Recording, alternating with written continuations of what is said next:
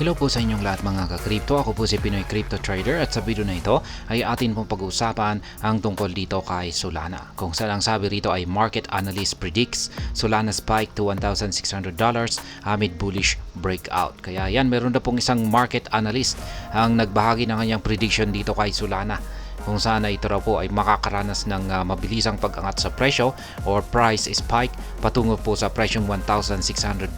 Yan, napakataas po yan na price target or presyo na kanyang aakyatin. At ang dahilan po raw dito, ang pinakadahilan kung bakit niya magagawang akyatin na ito ay dahil sa kanyang naranasan na isang bullish breakout. Kaya yan, bago po tayo magpatuloy ay nais ko lamang po munang bigyang linaw ang aking disclaimer kung saan ang nilalaman po ng video na ito ay hindi po ito isang financial advice. For education and information purposes lamang po ang layunin nito. Maliban po dito ay nais ko na rin pong magbigay babala na wala pong kahit anumang group chat ang Pinoy Crypto Trader. At ayan, yung kasalukuyang presyo po ngayon ni Solana ay ayan, wala pa yan, malayo pa yan sa presyong $1,000. Ayan, itong si Solana, siya po ang top 5. Ayan, nasa $167.11 yung kanyang kasalukuyang presyo ngayon. Kaya pag aakyatin niya ang presyong $1,600 ay ayan, napakalaki po na gain or ang pwede nating kitain dyan kung sakaling nangyari yan. Solana shows a strong bullish momentum breaking out from its second ascending triangle with analysts like trader Tardigrade predicting a rise to $1,600. Kaya yan, ang analyst po na labas ng kanyang prediction dito kay Solana na ito ay aangat sa presyong $1,600 ay si trader Tardigrade. Ayan. At ayon po kasi sa kanya ay nagpapakita raw po ng malakas na bullish momentum itong si Solana. At dulot po yan ng kanyang naranasang breakout sa kanyang ascending triangle pattern. Kaya yan, diretso na po tayo sa kanyang ibinahagi rito na chart.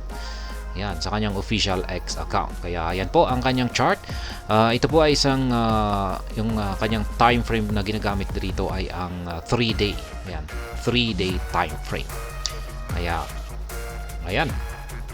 Ayon po sa kanya, yung basihan po niya rito ay meron po kasing isang pattern dito. Itong mga nabuo po ito nitong mga taong 2021.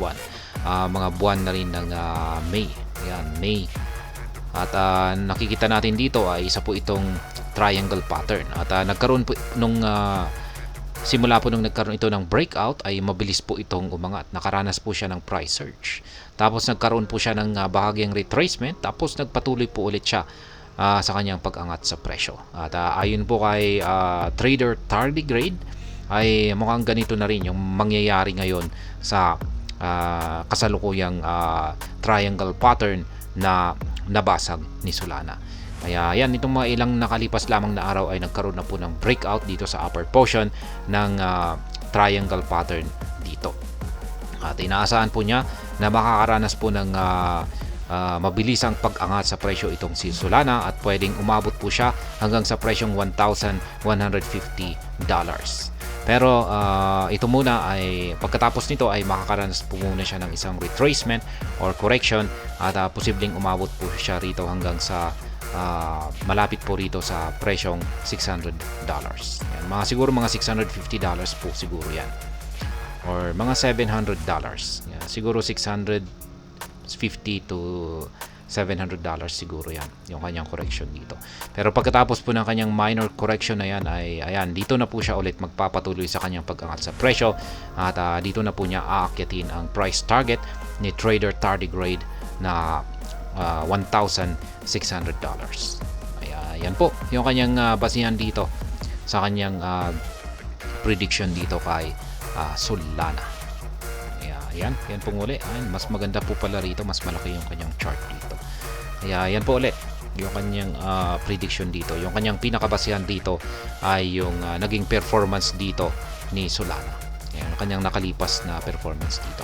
Kaya ayan yung kanyang basihan. Kaya kung mauulit po niya yung kanyang performance dito ay ayan, may posibilidad po na aakyatin niya ang presyong $1,600 sa hinaharap. At ayan, hanggang dito na lamang po tayo sa video na ito. Sana po ay inyong nagustuhan ang aking paliwanag dito. Kung inyo po itong nagustuhan ay pakiclick lamang po ang like button nito. Para naman po sa mga bago lamang dito, kayo po ay aking inaanyayahan para mag-subscribe.